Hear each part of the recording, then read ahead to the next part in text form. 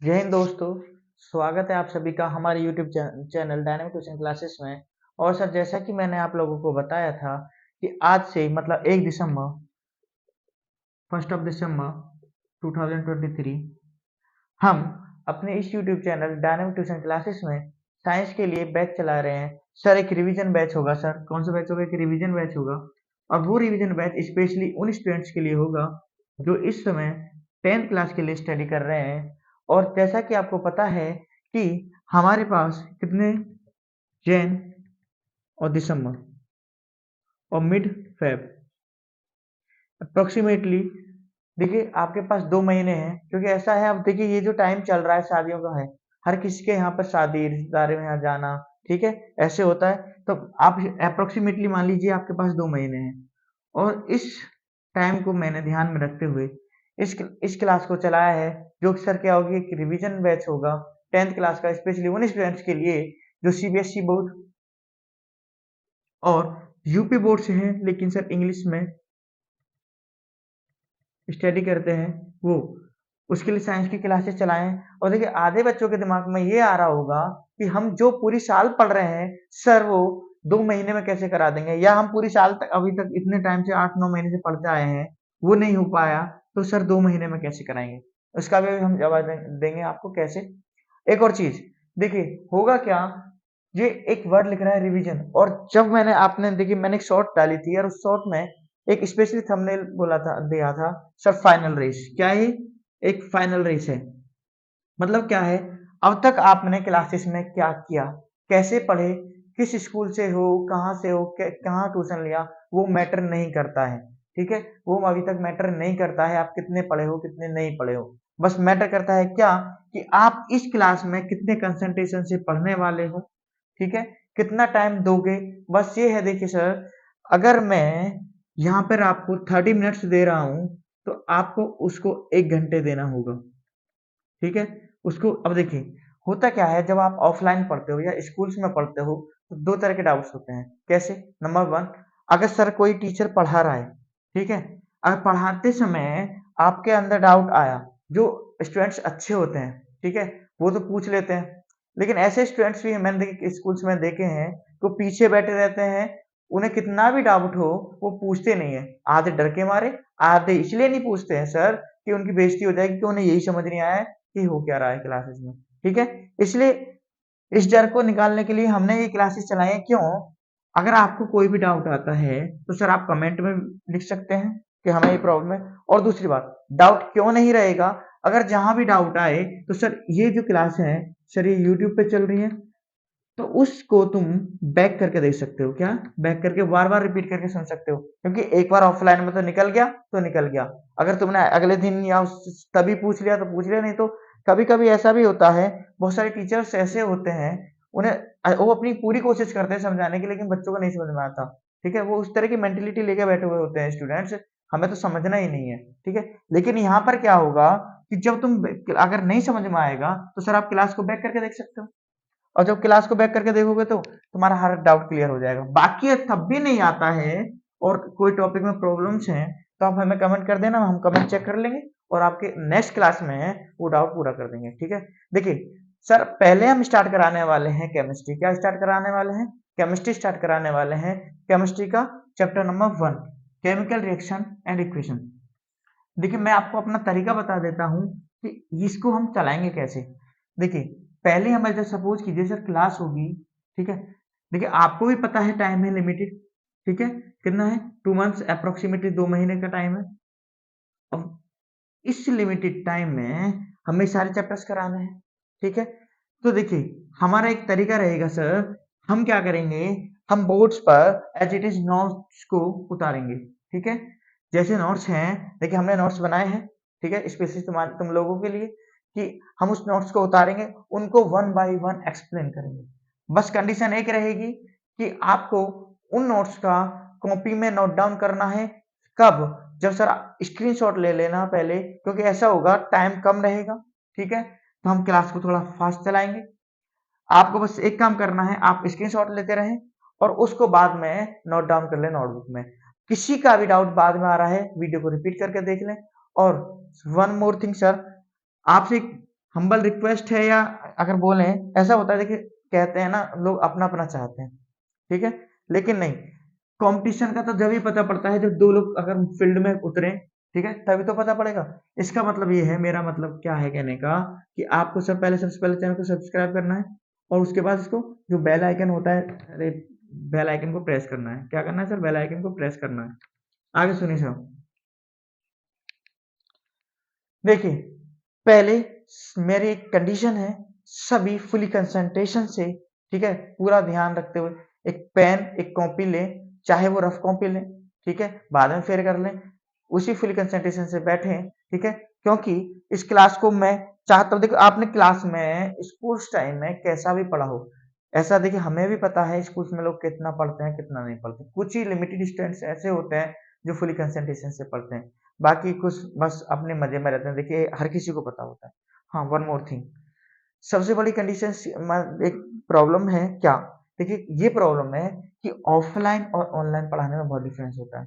क्यों sir? Online में होता क्या है, स्टूडेंट सामने बैठे हुए होते हैं, ठीक है, सॉरी ऑफलाइन में स्टूडेंट सामने बैठे हुए होते हैं, लेकिन ऑनलाइन में हमें कैमरे के सामने पढ़ाना होता है, ठीक है, इसलिए जो डाउट्स होते हैं, ठीक है, हमें ये क्लियर नहीं हो पाता कि मतलब बच्चे को डाउट क्या है। वैसे मैं अपने फुली एक्सपीरियंस से, जो 2-3 साल का एक्सपीरियंस है उससे, जो भी डाउट होते हैं मोस्टली बच्चों के, वो सारे डाउट साथ के साथ क्लियर करते चलूंगा, लेकिन फिर भी कोई भी डाउट होता है वो अगेन मैं आपसे बोल रहा हूँ, वीडियो में कमेंट कर दें, ठीक है, ठीक, स्टार्ट करते हैं। आइए, सभी कॉपी और पेन, देखिए हेडिंग वाइज चलेंगे, नोट डाउन करना। देखिए ये है हमारा chapter number 1, chemical reaction and equation. Chemical reactions होती क्या है, ठीक है, इनकी इक्वेशंस कैसे बनती हैं, हम वन बाय वन एक्सप्लेन करेंगे। सर देखिए पहली हेडिंग है केमिकल रिएक्शन। केमिकल रिएक्शन में क्या है, chemical reaction are the process, chemical reaction वो प्रोसेस होता है in which new substance with new properties are form which involve chemical change. मतलब क्या है, केमिकल रिएक्शंस वो रिएक्शंस होती हैं जिसमें सर न्यू सब्सटेंस फॉर्म होता है विद न्यू प्रॉपर्टीज के साथ, वो हमारा क्या कहता है, केमिकल रिएक्शन कहलाती है। देखिए द्वारा, chemical reaction are the process, एक ऐसा प्रोसेस होता है इन विच जिसमें एक न्यू सब्सटेंस फॉर्म होगा, एक नया सब्सटेंस बनेगा विद न्यू प्रॉपर्टीज, उसकी नई प्रॉपर्टीज के साथ, are form which involve in the chemical reaction, वो सभी जो भी केमिकल रिएक्शन में इन्वॉल्व होता है वो उसमें न्यू प्रॉपर्टीज के साथ एक नया कंपाउंड बनेगा, एक प्रोडक्ट बनेगा। सर देखिए जैसे मैंने क्या लिया, एक एलिमेंट लिया है, ठीक है, ए, ठीक है, या एक सब्सटेंस लिया हमने ए, एक सब्सटेंस लिया बी, ठीक है, क्या लिया बी। अब होगा क्या सर, ये जब दोनों कंबाइन किए तो एक नया सब्सटेंस बना है, एक न्यू बॉन्ड बनाया, वो बना ए बी। मतलब क्या था सर, हुआ क्या था, जब रिएक्शन से पहले, देखिए रिएक्शन में यूज होने वाले सब्सटेंसेस जो रिएक्शन में यूज होते हैं वो कहलाते हैं रिएक्टेंट, और बाद में जो फॉर्म होते हैं सर वो कहलाते हैं प्रोडक्ट। क्या कहलाते हैं? प्रोडक्ट। अब देखिए हमने लिया सर ये पहले ए, दूसरा लिया हमने बी, अब जब ये दोनों कंबाइन किए एक नया सब्सटेंस बना सर ए बी। अब उस समय हो क्या रहा था सर, ए जो था उसकी कुछ प्रॉपर्टीज अलग थी, उसकी प्रॉपर्टीज क्या थी, अलग थी, जो बी था वो अपने आप में कुछ अलग प्रॉपर्टीज लेके बैठा था, लेकिन हुआ जब दोनों की कंबाइन हुई तो उसकी प्रॉपर्टीज क्या हुई, नए सब्सटेंस की, वो भी केमिकल इन्वॉल्व, इसमें न्यू प्रॉपर्टीज में थोड़े से चेंजेस आए, क्या है, एक नए सब्सटेंस बने। मतलब क्या है, पुराने तो मतलब पहले जो सब्सटेंस हमने यूज किए उससे एक नया बॉन्ड, एक नया सब्सटेंस बन के आया। ये एक जनरल इक्वेशन है, क्या है सर, जनरल इक्वेशन है किसी भी केमिकल इक्वेशन की। सबसे पहले ये केमिकल रिएक्शन की डिफाइन है। देखिए सर, ड्यूरिंग केमिकल रिएक्शन, जब भी कोई केमिकल रिएक्शन होती है तो एटम्स ऑफ वन एलिमेंट, हर एक एलिमेंट के जो भी एलिमेंट यूज हुए उनका, उनके जो एटम्स होते हैं, do not change in those of another element, वो एक दूसरे में नहीं चेंज होते सर, ठीक है, नोट डाउन कीजिए, आगे चलते हैं, स्क्रीनशॉट ले लीजिए। देखिए सर नेक्स्ट एग्जांपल क्या है, जैसे कि सर हमारा हाइड्रोजन, जब हमारी हाइड्रोजन गैस और ऑक्सीजन, जब हमारा मतलब हाइड्रोजन और ऑक्सीजन दोनों कंबाइन होंगे सर तो क्या बनाएंगे, हमारा वाटर, क्या बनाएंगे, वाटर, जिसका फॉर्मूला होता है सर पानी, मतलब सॉरी H2O, जिसका फॉर्मूला होता है H2O, इसको कहते हैं सर पानी। ये तो हर किसी को पता है, नॉर्मल सी बात होती है सर।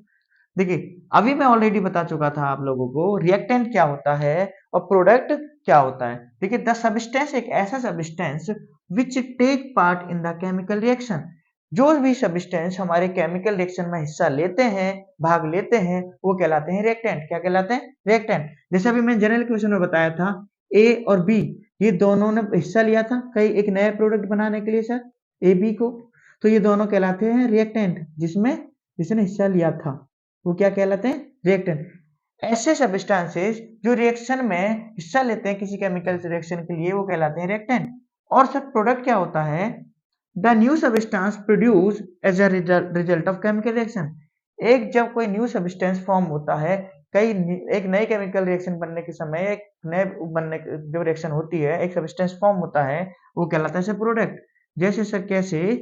जब हमारी ए और बी दो एलिमेंट्स या दो सब्सटेंस ने रिएक्ट किया और एक हमारा कंपाउंड बना प्रोडक्ट बना ए बी, क्या बना? A B. तो जो बनने वाला प्रोडक्ट वो होगा सब्सटेंस वो कहलाएगा हमारा प्रोडक्ट। क्या कहलाएगा सर? प्रोडक्ट। जैसे सर एग्जांपल में जब हमारा कार्बन क्या सर कार्बन ऑक्सीजन के साथ रिएक्ट करता है मतलब ऑक्सीजन के प्रेजेंस में रिएक्ट करता है तो बनती है सर कार्बन डाइऑक्साइड। क्या बनती है? Carbon dioxide. जैसे कि ये दोनों ने इन दोनों सब्सटेंसेस ने क्या लिया? रिएक्शन में हिस्सा लिया तभी तो CO2 बना। अगर ये नहीं होते तो ये नहीं बनता। इस वजह से जो हमारी केमिकल रिएक्शन में पार्ट लेते हैं वो कहलाते हैं रिएक्टेंट।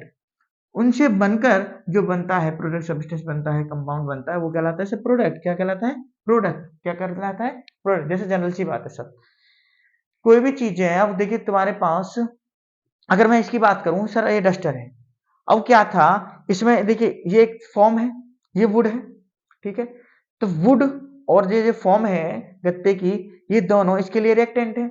अब जब दोनों को कंबाइन किया एक तरह से तो ये दोनों एक प्रोडक्ट बन के आया आपके पास। क्या बन के आया सर? एक प्रोडक्ट बन के आया जिसको हमने कहा डस्टर। क्या कहा? डस्टर कहा। देखिए इसका मतलब क्या है रिएक्टेंट की प्रॉपर्टीज प्रोडक्ट से पूरी तरह अलग होती हैं। सर क्या होती हैं? अलग होती हैं जो ऑलरेडी मैं आपको बता चुका हूं। ठीक है सर आगे चलते हैं नोट डाउन कीजिए। अगर यहां तक कोई भी डाउट हो तो आप कमेंट कर सकते हैं या वीडियो को रिपीट करके देख सकते हैं। ठीक है सर स्क्रीनशॉट लीजिए या नोट डाउन कर लिया हो तो तेजी से कर लीजिए। देखिए अगेन मैं आपसे यही बोलूंगा कि इनको फेयर कॉपी में एक नोट्स की तरीके से बना के चलें। देखिए ऐसा भी है कि आपने कहीं ना कहीं पढ़ा होगा ठीक है कहीं ना कहीं तो आप लोगों ने पढ़ा होगा। अब जब कहीं जहां भी पढ़ोगे कंपेयर करोगे दोनों नोट्सों को तो कहीं ना कहीं थोड़ा बहुत तो डिफरेंस आएगा ही। ठीक है जहां चीजें आपको अच्छी देखिए मैं ये नहीं कहता आप मेरे पास ही पढ़िए जहां चीजें आपको समझ में आती हैं आप वहां पढ़िए। बस मेरा मानना ये है अगर देखिए आप 85 प्लस ठीक है अगर परसेंटेज नहीं लाए 10th क्लास में 85 प्लस की बात कर रहा हूँ सर मैं तो फिर कोई परसेंटेज मायने नहीं रखती। ठीक है सर अब ऐसा है आज में तो पास तो हर कोई हो जाता है ठीक है पास तो नॉर्मली सी हर कोई हो जाता है स्पेशली ये जो अब CBSE अब तो सब में ही पास हो जाते हैं। लेकिन तब तक आपको अंदर से सेटिस्फेक्शन नहीं मिलेगा सर जब तक आपकी परसेंटेज अच्छी नहीं आती है। अब देखिए ऐसा होता है क्या कहते हैं कि अब मैं आपको नॉर्मल सी बात बताता हूँ बच्चों के माइंड में ये होता है स्पेशली मैं उन बच्चों की बात कर रहा हूँ जो यूपी बोर्ड से होते हैं। देखिए CBSE वाले बच्चे पढ़ते हैं स्टार्टिंग से ठीक है वो फिर भी कहीं ना कहीं ट्यूशन वगैरह यूपी बोर्ड के बच्चे लास्ट में ही लास्ट के तो 2 महीने रह जाते हैं उन्हें पढ़ाई करना चालू करते हैं। बिल्कुल अब जैसे नवंबर चल रहा है अब वो पढ़ना चालू कर रहे होंगे पढ़ लो भी नहीं तो फेल हो जाएंगे। ठीक है अब तुम अब पढ़ोगे तो वो ऐसा तो नहीं है देखिए अब तुम मेरे सारे पढ़ाने से ही एक गल याद कर लोगे। तुम्हें पहले बेसिक नॉलेज होनी चाहिए थी। ठीक है इन 8-9 महीने में जो आपने स्कूल्स में पढ़ा कुछ थोड़ा बहुत आपको आना चाहिए था सर। ठीक है उसके लिए क्या होगा अब अगर जिसको नहीं आता है तो मेरा मानना ये है जिसको भी नहीं आता है मेरा मानना सर ये है कि आपको क्या करना है एक क्लास को ही 2-2 3 बार पढ़ना है और उसको याद भी करके चलना है साथ के साथ तो आपका रिजल्ट बहुत ही ज्यादा इंप्रूव हो जाएगा सर। क्या हो जाएगा? बहुत ही ज्यादा इंप्रूव। और सर वो स्टूडेंट्स भी जो 9th क्लास में है और क्लास को देख रहा है ठीक है और अब 10th में देखिए टाइम नहीं बचा है आपके पास नए सेशन में आप प्रमोट हो जाओगे। ठीक है वो भी देख सकता है क्योंकि उससे अगर नए क्लास में जाएंगे तो उसे कुछ ना कुछ कॉन्फिडेंस आ जाएगा कि हमें ये कुछ आता है। ठीक है इसलिए ये क्लास वो भी देख सकते हैं जो 9th क्लास में है। ठीक है सर अब नोट डाउन कीजिए आगे चलते हैं हम। देखिए सर हमारा नेक्स्ट टॉपिक है सर मैग्नीशियम रिबन एक्सपेरिमेंट। क्या है? Magnesium ribbon experiment. मतलब एक एक्सपेरिमेंट है सर, किसके साथ? मैग्नीशियम रिबन के साथ। वो कैसे है सर? नोट में देखिए, मैंने पॉइंट वाइज एक्सप्लेन किया है। मैग्नीशियम सर, सिंबल क्या होता है मैग्नीशियम का? Mg, capital M small G. Is silvery white, मतलब देखिए ये सिल्वर कलर का होता है, जैसे कि व्हाइट सिल्वर की तरह होता है सर मैग्नीशियम रिबन का कलर। तो magnesium is silvery white, it is available in the form of magnesium ribbon और वायर। देखिए ये जो हमें मिलता है, या तो मैग्नीशियम रिबन के तौर पर मिलता है, एक रिबन की तरह, या एक वायर के फॉर्म में मिलता है सर। आगे, when magnesium ribbon is heated, sir जब हम इसको गर्म करते हैं, हीट करते हैं, इट बर्न्स इन एयर, ये एयर की प्रेजेंस में क्या होता है सर? ये जलता है with the dazzling white flame, एक व्हाइट कलर की चमकदार फ्लेम आती है, उसके फॉर्म में जलता है, और टू फॉर्म वो बनाता है सर क्या? व्हाइट पाउडर, एक व्हाइट पाउडर बनाता है। मतलब क्या है सर? जब तुम मैग्नीशियम रिबन को हीट करोगे, उसे जलाओगे एयर की प्रेजेंस में, तो एक व्हाइट फ्लेम निकल के आएगी, जो मतलब बोला है डेजलिंग, मतलब एक तरह से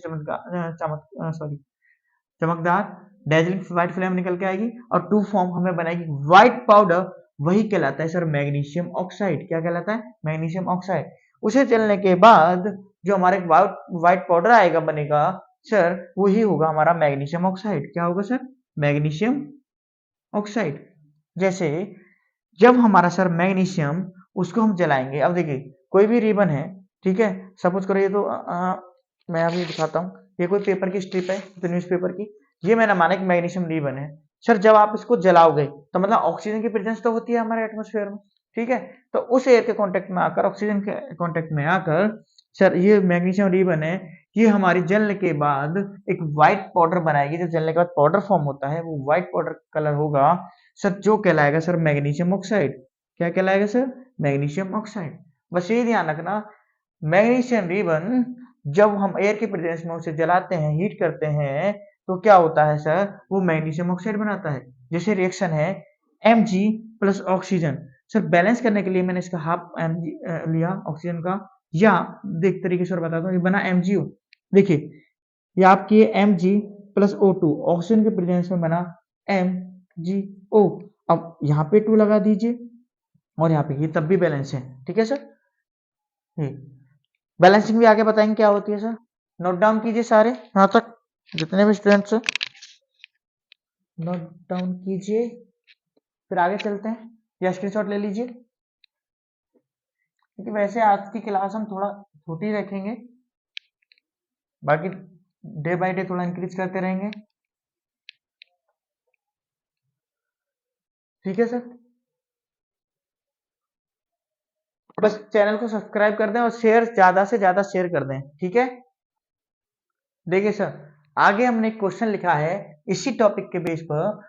क्वेश्चन क्या है sir? Why the magnesium ribbon, जो हमारी मैग्नीशियम रिबन होती है सर, इज क्लीन्ड, उसको साफ किया जाता है bye rubbing with sand paper. Sand paper होता है सर रेगमाल, क्या कहते हैं? रेगमाल जो होता है, मतलब मैग्नीशियम रिबन को जलाने से पहले उसे सैंड पेपर से साफ किया जाता है before burning in air. Air में बर्न करने से पहले, एयर की प्रेजेंस में बर्न करने से पहले उसे मैग्नीशियम रिबन को सैंड पेपर से साफ किया जाता है सर। क्यों? क्वेश्चन है ये, ठीक है सर। मोस्टली क्वेश्चन पूछा जाता है, अप्रोक्सीमेटली 2 नंबर में आएगा ये क्वेश्चन, 2 मार्क्स में। देखिए दिस इज डन, इसको इसलिए किया जाता है टू रिमूव, सर रिमूव करने के लिए क्या? Protective layer of magnesium oxide. जो मैग्नीशियम ऑक्साइड की जो उस पर लेयर चढ़ी होती है, उसकी प्रोटेक्टिव लेयर होती है, उसको रिमूव करने के लिए, उसे हटाने के लिए हम क्या करते हैं सर? इसको हम सैंड पेपर से रिमूव करते हैं, मतलब साफ करते हैं from the surface of magnesium ribbon. मतलब जो मैग्नीशियम रिबन पर, उसके सरफेस पर जो मैग्नीशियम ऑक्साइड की जो प्रोटेक्टिव लेयर होती है सर, उसे हटाने के लिए हम क्या करते हैं? सैंड पेपर का यूज करते हैं और उसे क्लीन करते हैं, ठीक है, बिफोर बर्निंग इन एयर। पहला पॉइंट ये था। आगे क्या है सर?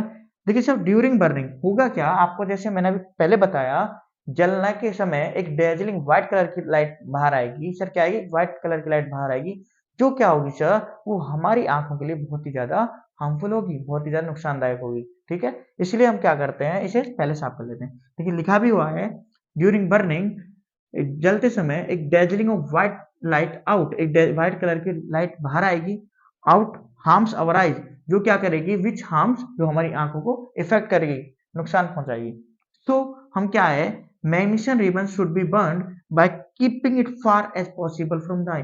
इसलिए मैग्नीशियम रिबन को जब बर्न करें तो कोशिश करी जाए ज्यादा से ज्यादा आपकी आंखों से दूरी बनाकर करें, ठीक है। मतलब उसे जब बर्न करा जाए तो कोशिश की जाए कि उसे ज्यादा से ज्यादा डिस्टेंस कवर की जाए आंखों से, जिससे हमारी आंखों पे इफेक्ट ना पड़े, ठीक है सर। देखिए सर, आज के लिए हम अपनी क्लास को इतना ही रखेंगे, ठीक है। मिलते हैं नेक्स्ट क्लास में। और हम वन मोर थिंग, ज्यादा से ज्यादा हमारे चैनल को सब्सक्राइब करें और शेयर करें, और सभी जितने भी आपके क्लास में फ्रेंड्स हैं, दोस्त हैं, सभी से इस चैनल के बारे में बताएं। चैनल का नाम है dynamic tuition classes bye Sachin sir. क्या है सर? Bye Sachin sir. और देखिए, जैसा भी आपको रेस्पॉन्स लगा, कैसा समझ में आया नहीं आया, उसका कमेंट में जरूर बता दें हमें। अगर कुछ भी चेंजेस करने हैं कि सर कोई भी टॉपिक को दोबारा से रिपीट करना है तो बता दें, ठीक है। पर रेस्पॉन्स जरूर दें। क्या है, thank you for all of you listen to me.